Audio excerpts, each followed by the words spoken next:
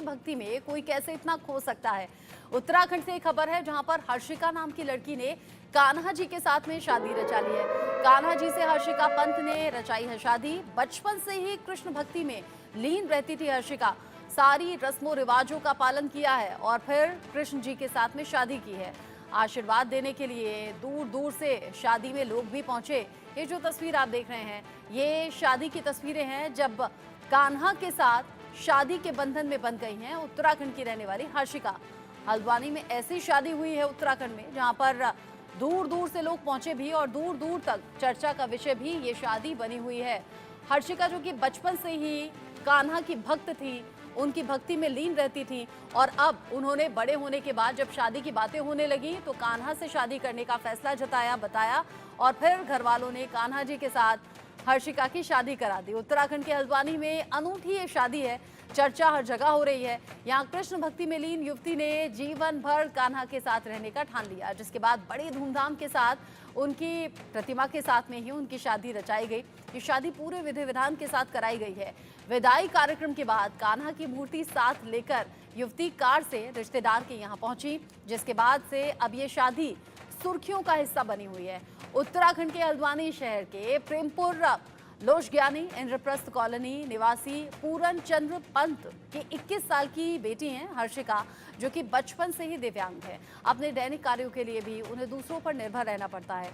हर्षिका भगवान श्री कृष्ण को दिल से अपना पति मान चुकी थी, जिसके बाद हर्षिका ने वृंदावन से लाई गई श्री कृष्ण की प्रतिमा के साथ में 7 जन्मों की कस्में खाएं और अपनी मांग में कान्हा के नाम का सिंदूर भी धारण किया। 7 फेरे भी लिए गए, यानी कि शादी की हर वो रस्म जो आम जीवन में लोगों के जरिए ली जाती हैं। हर्षिका के माता पिता ने खुद इस शादी का मुहूर्त निकलवाया और 11 जुलाई को परिवार की सहमति से भगवान श्री कृष्ण से शादी रचाकर अपने जीवन को समर्पित किया। आपको बता दें कि ये शादी गुरुवार को धूमधाम से हुई। इससे पहले बुधवार को घर में मेहंदी हुई, हल्दी का कार्यक्रम किया गया, जिसमें सभी रिश्तेदार और आसपास के लोग भी शामिल हुए। हर्षिका की बारात बैंड बाजे के साथ में पहुंची। उसके घर पर बारात पहुंची, जहां पर भगवान श्री कृष्ण की मूर्ति कार में सवार होकर आई। हर्षिका के घर बाराती कान्हा की मूर्ति साथ में लेकर आए। दरवाजे पर पहुंचे, जहां कुमाऊनी रीति रिवाज के अनुसार भगवान कृष्ण की मूर्ति का दरवाजे पर भव्य स्वागत किया गया। इसके बाद ही कुमाऊनी में जो बाकी रस्में होती हैं वो निभाई गई। कान्हा के साथ 7 फेरे अब हर्षिका ले चुकी हैं और कह रही हैं कि 7 जन्मों के लिए अब मैं कान्हा की हो चुकी हूँ। चूंकि बचपन से ही कान्हा की भक्त थी, इसीलिए फैसला किया और अब हर्षिता का भगवान कृष्ण से विवाह हो चुका है और ये सब कुछ हुआ है घर वालों की सहमति से, माता पिता की सहमति से। जब हर्षिता ने ये अपनी इच्छा जाहिर की कि मुझे शादी कान्हा से करनी है, तब माता पिता के जरिए ही इस शुभ शादी का शुभ मुहूर्त निकलवाया गया।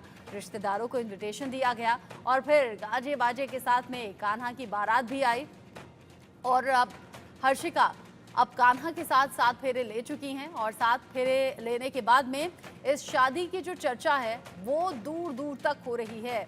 वृंदावन से लाई गई श्री कृष्ण की प्रतिमा और अब इस शादी की चर्चा अलग अलग तरीके से हो रही है। कोई कह रहा है कान्हा की ऐसी भक्ति तो इससे पहले देखी नहीं थी, कोई कह रहा है कि भगवान तो पूजने के लिए है, उनके साथ में 7 फेरे या फिर शादी जैसा कोई रिश्ता हो नहीं सकता।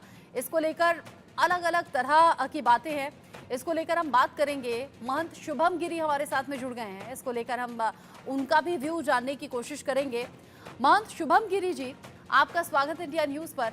उत्तराखंड के हल्द्वानी में अनोखी शादी हुई है, पूरी खबर आपने जान ही ली है। हर्षिका नाम की 21 साल की लड़की जिसने कान्हा की भक्ति ऐसी की कि फिर कान्हा से ही विवाह रचा लिया। इसको लेकर आप क्या सोचते हैं? देखिए, जैसे मीरा भाई का एक स्वरूप हो गया। 1498 में मीरा ईस्वी में मीरा भाई का जन्म हुआ। मेरे तो गिरिधर गोपाल दूसरा न कोई, जाके सिर मोरे मुकुट मोरे पति सोई। तो जो हर्षिका है 21 साल की बालिका है और भगवान श्री कृष्ण जी की जो प्रतिमा है वहाँ ब्रिज से लाई है, वृंदावन की भूमि से लाई है। उस प्रतिमा में जो पूरे विधि विधान से कुमाऊनी रीति रिवाज से जो शादी की गई, विवाह का उत्सव रचाया गया, बहुत दिव्य भव्य उत्सव हुआ। और साथ में कुमाऊं हल्द्वानी क्षेत्र है जो कैलाश मानसरोवर, आदि कैलाश, ओम पर्वत, यहाँ की गोलू देवता, कुमाऊं का प्रवेश द्वार भी है। और कुमाऊं के साथ साथ हल्द्वानी क्षेत्र में इस तरह से जो बहुत अच्छा सौभाग्य है, क्योंकि ये दूसरी मीराबाई के स्वरूप है, क्योंकि कृष्णाय वासुदेवाय हरे परमात्मने प्रणत क्लेश नाशाय गोविंदाय नमो नमः। क्योंकि भगवान श्री कृष्ण कलेश को मिटाने वाले भगवान है, भगवान श्री कृष्ण भगवान विष्णु जी के अवतार है। तो उसी प्रकार से जो वृंदावन की रज और जो उसने जिस तरह से भगवान श्री कृष्ण जी की प्रतिमा के साथ अपना विवाह रचाया, क्योंकि भगवान श्री कृष्ण तो दयालु दयालु है, दया के सागर है, और भगवान श्री कृष्ण ने गीता का ज्ञान भी दिया है। उसी उसी प्रकार से भगवान श्री कृष्ण के साथ जो हर्षिका है, बहुत सौभाग्य की बात है। कोई इसको कुछ कहेगा, समाज इसको कुछ कहेगा, और जिस प्रकार से भगत के बस में है भगवान, उसी प्रकार से उसके बस में हो गए हैं भगवान। वास्तव में भगवान श्री कृष्ण इसकी मनोकामना पूर्ण करेंगे। ऐसे हर्षिका के पहले भी मैंने कई उदाहरण देखे हैं, ये क्योंकि आपके माध्यम से हाईलाइट हुआ है। एक माता जी का भी थोड़े दिन पहले शरीरपुर हुआ, वो भी ठाकुर जी की ही दिन रात पूजा करती थी, उनको ही अपना सखा मानती थी। तो इसी प्रकार से हर प्रकार के विचार धारक होते हैं, विचार होते हैं। कोई ठाकुर जी को साथ में लेके चलता है, ठाकुर जी की पूरी व्यवस्था करता है। आप अच्छा देखिए महंत अनेक शुभंगिरी जी, जगह की आप कह रहे हैं प्रतिमा। कि मीरा की तरह ही यहाँ पर भक्ति हर्षिका की नजर आ रही है, जिन्होंने कान्हा के साथ भक्ति में ही शादी रचाने का फैसला कर लिया, और शादी अब घर वालों की मर्जी से पूरे रीति रिवाज के साथ में हुई है। आप सोशल मीडिया पर बहुत से वीडियोस हमें भी दिखते हैं। आप कह रहे हैं ये पहला एग्जाम्पल नहीं है, इससे पहले ऐसी कई शादियां हुई हैं। उन्हीं वीडियोस में आपने ये भी देखा होगा कि कान्हा को चोट लग गई है, आपने देखा होगा कान्हा को ठंड लग गई है, आपने देखा होगा कान्हा के मुंडन के लिए ले जाना है। ये सब रस्में क्या ठीक हैं? देखिए कान्हा को चोट लग गई है, तो देखो मैं तो कहता हूँ जो प्राण प्रतिष्ठा होती है, इसमें पंच तत्वों का मिलान होता है, मिलन होता है। जैसे पृथ्वी, जल, आकाश, वायु, अग्नि, पंच तत्व। फिर अग्नि मंथन किया जाता है जब किसी कारीगर के द्वारा मूर्तियों को बनाया जाता है, तो उसके प्रकार से थोड़ी थोड़ी से उसकी कारीगरी की जाती है। तो देसी घी लगाकर अग्नि दिखाई जाती है प्रतिमाओं में। एक चल प्रतिष्ठा होती है, एक पूर्ण प्रतिष्ठा होती है। तो कान्हा जी की तो चल प्रतिष्ठा है, क्योंकि हर लोग कान्हा जी की, ठाकुर जी की सेवा करते हैं। जैसे आजकल देखा अपने बिस्तर अलग होता है सोने का, पंखे अलग होते हैं। पंखों के साथ साथ आपने देखा कोई सर्दियों के बस्तर बना रहे हैं, कोई गर्मियों के बस्तर बना रहे हैं, इत्यादि की हीट। छोटे छोटे एसी भी लोगों ने लगा रखे हैं, और कान्हा जी को साथ में रखते हैं। अलग कान्हा जी की व्यवस्था रखते हैं, भोजन की अलग व्यवस्था रखते हैं।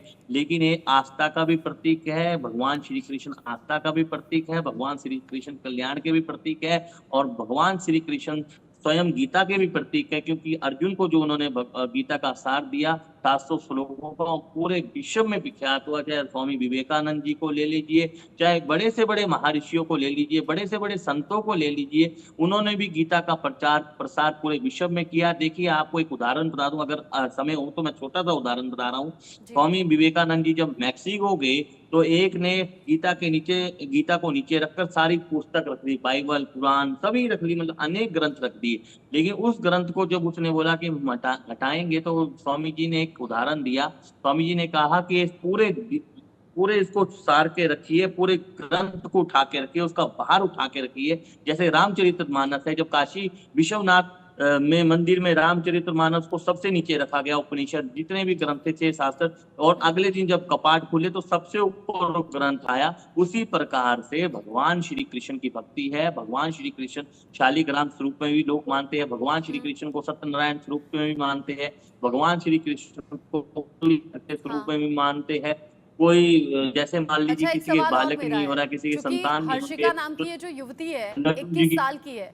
21 साल, यूं तो बालिग हो गई है लड़की, लेकिन 21 साल जीवन को समझने और देखने के लिए बहुत कम एज है। 21 साल की उम्र में शादी का फैसला कर लिया। अगर आगे चलकर या कुछ समय बीतने के बाद, कुछ साल बीतने के बाद इस युवती को ये एहसास हो कि मेरा फैसला ठीक नहीं है, या फिर नहीं, मुझे तो सांसारिक दृष्टि से एक एक मैरिड लाइफ चाहिए, देखिए या फिर मुझे शादी एक इंसान से ही करनी चाहिए थी, तो उस तरह की चीजों को आप कैसे देखेंगे? देखिए वो उसका विषय है। देखिए कोई छोटी उम्र में भी साधु बन जाता है, साध्वी बन जाती है, उसमें कोई ऐसी बात नहीं है। और उसकी भक्ति भाव जागी होगी, पूर्व जन्म में जो घर परिवार का जो संस्कार होगा, जैसे उनके घर में कुछ संस्कारी चीज होगी। कहीं तो पाश्चात्य संस्कृति को अपना रहे हैं, कोई पाश्चात्य संस्कृति के साथ साथ सनातन संस्कृति को अपना रहे हैं। हमारे विश्व बंधुत्व को अपना रहे। आप एक उदाहरण देख लीजिए, हरे राम हरे कृष्णा वाले इस्कॉन वाले, जब हमारे यहाँ से वहां से जब फॉरनर आते हैं, मतलब विदेशी आते हैं, जब घूमते हैं तो वो भारतीय संस्कृति को अपना रहे और हरे राम हरे कृष्ण मृदंगम बजा के चैतन्य महाप्रभु की तरह चल रहे थे। क्योंकि चैतन्य महाप्रभु भी तो ऐसे थे। अगर चैतन्य महाप्रभु नहीं होते तो भगवान श्री कृष्ण के बारे में कौन बताता है? वृंदावन में यहाँ पे भगवान श्री कृष्ण ने रासलीला की, यहाँ पे भगवान श्री कृष्ण ने खेला, यहाँ पर भगवान श्री कृष्ण ने गोवर्धन पर्वत उठाया। तो भगवान श्री कृष्ण की जो भक्ति है वो बचपन से उसने सार पढ़ा होगा, कथा पढ़ा होगा। ऐसे भी आपने उदाहरण, किसी को भगवान का आशीर्वाद होता है, जन्म से ही आशीर्वाद होता है। आपने देख लिया कि कोई कथावाचक छोटी उम्र में ही बन जाता है, उसको सारे पुराण, सारे ग्रंथ, सारे वेद याद भी हो जाते हैं। एक आशीर्वाद स्वरूप में ही इस तरह का कार्य होता है। हर्षिका जो है वो एक साध्वी स्वरूप में है, एक मीरा भाई के स्वरूप में है। उसने मीरा भाई की तरह, गैस्टी की तरह